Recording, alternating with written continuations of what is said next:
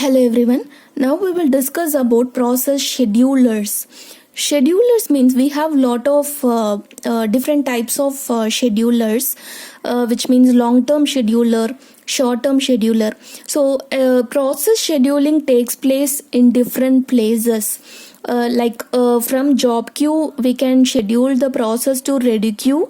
From ready queue we can schedule the process to CPU for execution, and even we can schedule the process for any IO devices. So for all this separately we are maintaining some queue structure like job queue, ready queue and device queue. So once you want to schedule the process from job queue to ready queue, which is nothing but long term scheduler.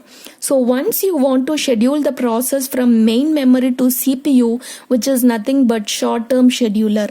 The another name for long term scheduler is job scheduler. The another name for short term scheduler is CPU scheduler.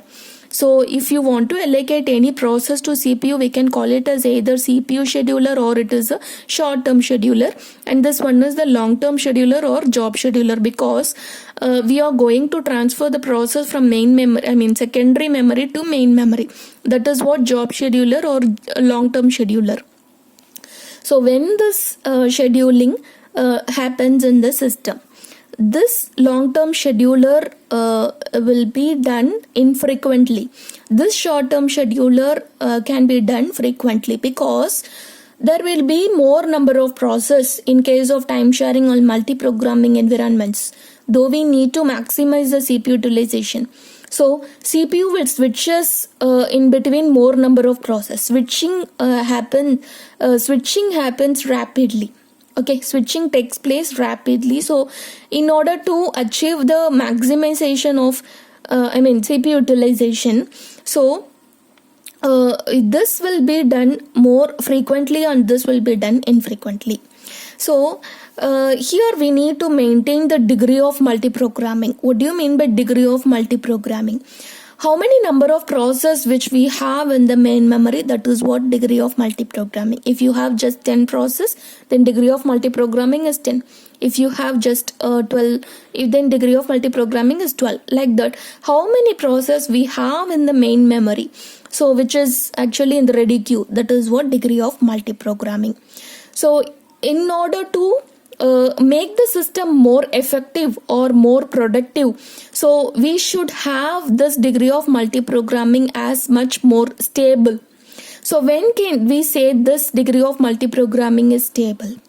The average rate of the process that enters into the system must be equal to average rate of the process that leaves the system. Suppose if there are 10 process has been entered into the system, and in the same way at the same time 10 process has left from the system, then we can say this degree of multiprogramming is stable. Okay, so it should be stable. Suppose if you are creating 10 number of process but only 2 process actually leaves the system at the same time, then it is not said to be stable. Okay, so how can we get this multiprogramming as stable? So we have actually 2 categories of process. So one is IO bound process and another one is CPU bound process. So what is this IO bound process?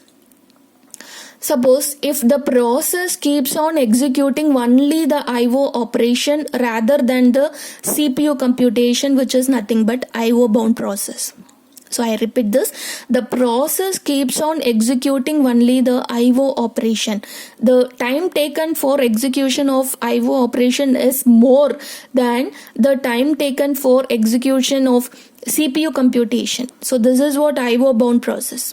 Whereas CPU bound process, the process will execute more by the CPU than the IO devices, which is nothing but CPU bound process. So I will show you how it will represent diagrammatically. So here if you look at this is nothing but CPU bound process, and this one is IO bound process. How I am telling, this is CPU bound. This rectangle will show the CPU burst time. CPU burst time means the execution time by the CPU. How long it is executed by the CPU? The time taken for execution by the CPU is more than this line is nothing but the time taken for the IO operation. For any particular process, the time taken for the CPU computation is more than the time taken for IO execution, which is nothing but CPU bound process. For any one process, the time taken for CPU computation is lesser than the time taken for the IO. This line is nothing but IO execution, and this square or rectangle is nothing but CPU execution time. So which is lesser than the IO operation, which is nothing but IO bound process. So you should have, or the system must have, the good mixture of IO bound process and CPU bound process, so that the short term scheduler will be done frequently, and also we can maintain the degree of multi-programming much more stable, right?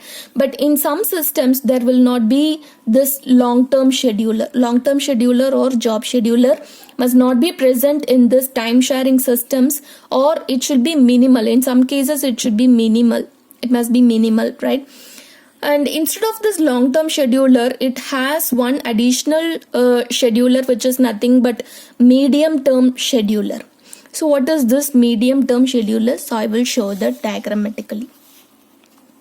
So if you look at this, there are some process actually waiting in the ready queue, and some process has been given to CPU for execution, but we are going to swap some of the process in the ready queue. Ready queue means the process resides in the main memory. We are going to swap some of the process in the main memory with the process that were already stored in the secondary memory, right? So once the process has been given into the CPU, and afterwards it will be switches to the termination state once it completes its execution. Suppose if it wants to execute any of the IO operation, it has to transfer to this IO waiting queue in order to get any of the IO devices, whichever it is needed. Then afterwards again it will be placed in the ready queue. This we already know. But what is the swap in, swap out? So there are some process which keeps on waiting for indefinite time. So it is actually waiting in the ready queue. So what we are doing, we are taking out some of the process which is not actually given to CPU for long time. We are swapping out from the main memory, and we are swapping in some of the process from the secondary memory, because it can get the chance of allocation of CPU. So afterwards we will keep the same process whatever we taken out from the main memory, and after some time we can keep that again into this ready queue for execution. This is what medium term scheduler. And why we are going to this medium term scheduler? Because there could be some, if there are more IO bound process rather than the CPU bound process. So in that case, it will keep on executing the IO operation. The CPU would not sit idle in case of multi-programming environment. So switching takes place more rapidly, even in between the secondary memory and the main memory, which means the job queue and ready queue. But if there are more number of CPU bound process rather than IO bound process, so the process will keep on waiting even in the ready queue, because all the process which enters first in the ready queue will get the CPU, and it will be executed for long time. So what happens, the process which is actually in the secondary memory will be waiting for a long time. So what we are doing in the middle, we are actually swapping out some of the process which keeps on waiting for long time in the main memory with the process that in the secondary memory, so that even some of the process may get chance of getting the CPU for execution. This is what medium term scheduling, and this we are achieving this scheduling in case of time sharing environment. And one more term, which is nothing but context switch. So this context switch is nothing but how the CPU will switch from one process to another process. So this also already I've explained how the CPU switches from one process to another process, and while doing the switching process, what is the procedure to be followed? It has to save the status of the old process, and it has to reload the status of the new process which it wants to execute, right?